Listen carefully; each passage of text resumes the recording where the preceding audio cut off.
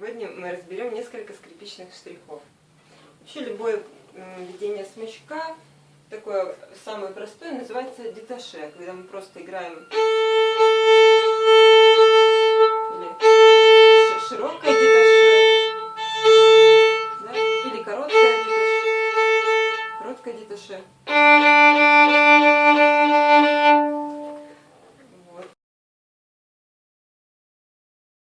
Движение при смене смычка, когда мы ведем, допустим, смычок вниз, и перед сменой смычка пальцами у нас доводится смычок вниз, а кисть уже начинает идти вверх. То есть пальцы доводят, а кисть разворачивается.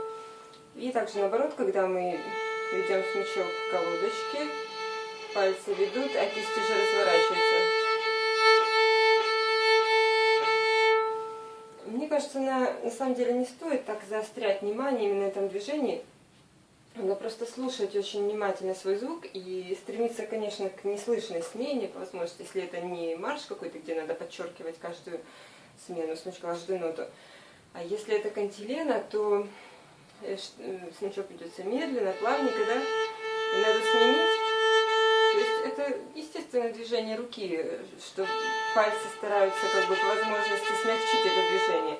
Это не то, чтобы пальцы доводят, в то время как рука идет вниз, как у духовиков есть, как это называется, переменное дыхание, или я могу ошибаться, когда они из щек выдувают воздух, в то время как носом они уже вдыхают воздух.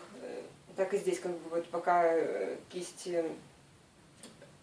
пальцы доводят смычок в одну сторону, кисть разворачивается. Мне кажется, это другое совсем. Это просто смягчающее смену движения плавной руки.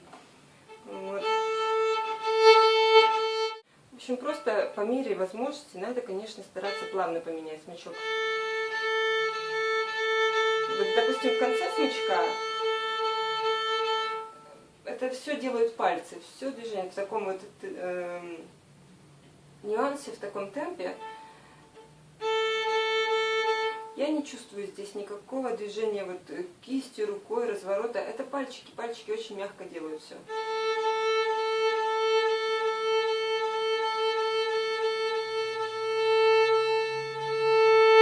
Также и здесь. Чем больше используются пальцы, тем, конечно, мягче смена. Вот. Ну, возвращаясь к штрихам, мы разберем сатие и спикато первую пару, потом стаккато, мартле, маркированный штрих. Следующий штрих спикато это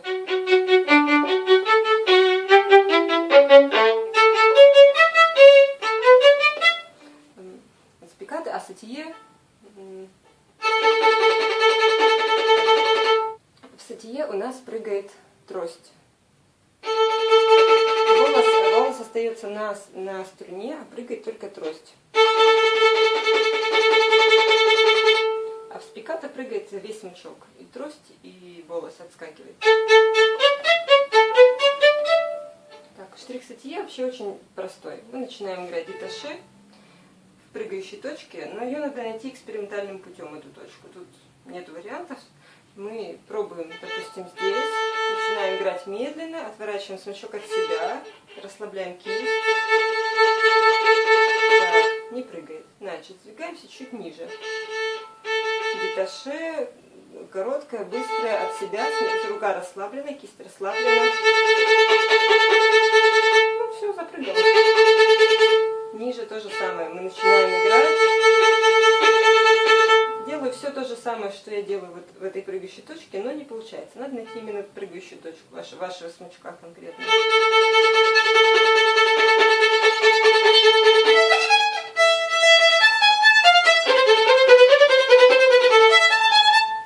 Вот, спикато.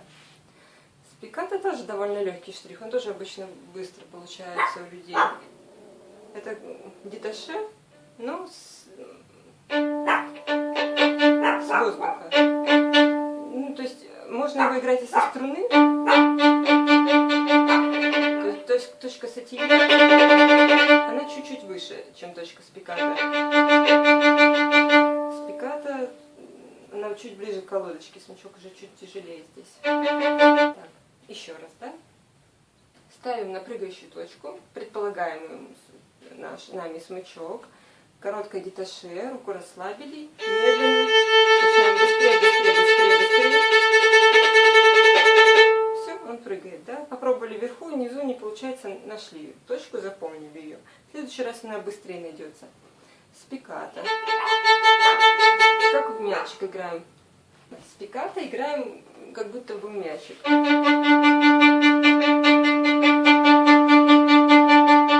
Бросаем лом, но это должно быть контролируемо. Не так, что смычок сам подлетает, сам опускается. Нет. То есть найти тоже точку, найти баланс руки, где мы можем контролировать каждый прыжок. То есть можем это сделать медленнее, можем быстрее. Конечно, есть диапазон прыгучести, то есть он в каком-то темпе не будет прыгать, ну, допустим, так медленно уже не прыгает, и он это не звучит, а слишком быстро тоже уже это переходит в сатие. Почему эти штрихи я объясняю вдвоем. То есть если очень быстро прыгать с пиката, то это перейдет в сатие, там на пару сантиметров смычок выше и пошли. Дальше идут штрихи мартли и короткая стакката. Они очень похожи. Также сюда же можно отнести марката в эту группу, то есть с акцентом в начале. Марката от слова маркировать. Первое начало ноты очень акцентировано. Вот. Мартли похоже, но может быть немножко с меньшим акцентом. И стакката практически то же самое, когда короткая стакката, короткая мартли, на слух они, по-моему, одинаково звучат.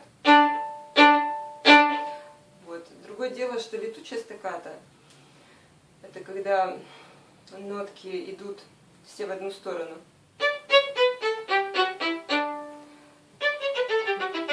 Вот это уже оно отличается от мартли. Мартли это только в разные стороны ноты. Какой-то в маршах используется, в каких-то таких произведениях.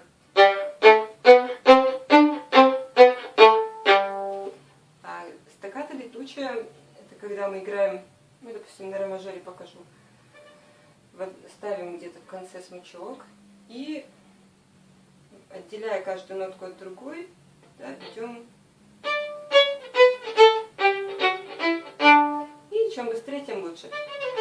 То есть в основном, если у нас идет лига и много нот и под точками, то есть вот пассаж, точки и лига, и в начале стоит значок, что вверх смычком, значит это летучая стакката. Мы играем эти все ноты на один смычок. Вот, как-то так. То есть здесь у нас работает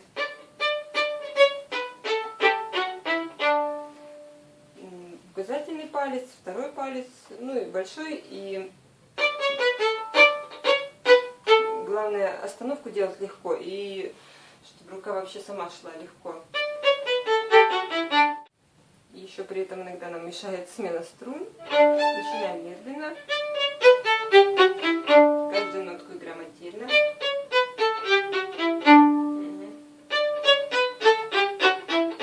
При смене смычка сложности возникают, чтобы успеть сменить, поставить ноту и в то же время не потерять темп.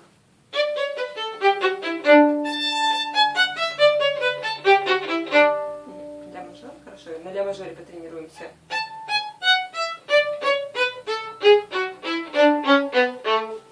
Ускоряя немножко к концу, надо стремиться к равномерности. Равномерности. Все ноты одинаковые.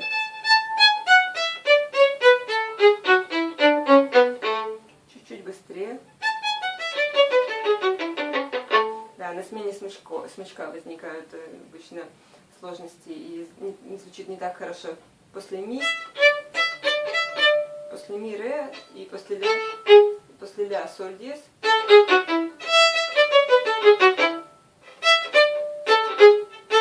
Переносим скорее плечо. Здесь тоже с ре на до диез.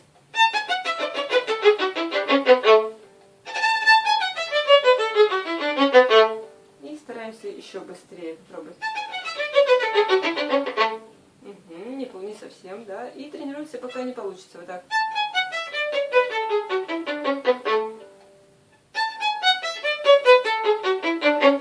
Когда в медленном темпе получится хорошо, начинаем ускорять чуть-чуть темп.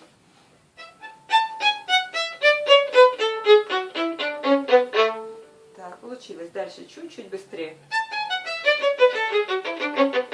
Угу, уже не такая равномерность начинает страдать, когда быстрее чуть играем. Облегчаем руку, облегчаем кисть, то есть здесь держим смычок немножко на весу. Угу, еще быстрее.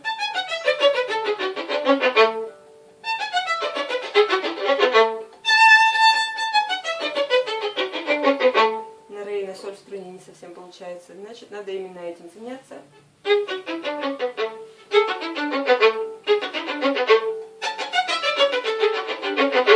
Угу. Вот каждую нотку, добиваемся того, чтобы каждая нотка была слышна хорошо и все нотки равномерные. Вот. И смычок переходил плавно с одной струны на другую. Как я обычно говорю, как они нарисованы вот на нотном стане, нотки выглядят печатные, все одинаково. Также они должны, как горошинки, все сыпаться тоже одинаково. А дальше, как Перлман в каком-то видео рассказывал, что кто-то не мог никак научиться играть стаккато, и такой здоровый, большой скрипач подошел к этому человеку и сказал: ну что у тебя там не получается? Ну вот стаккато не могу играть. Он такой двухметровый скрипач: ну держи скрипку, сейчас тебя научу. Взял скрипку и говорит: играй!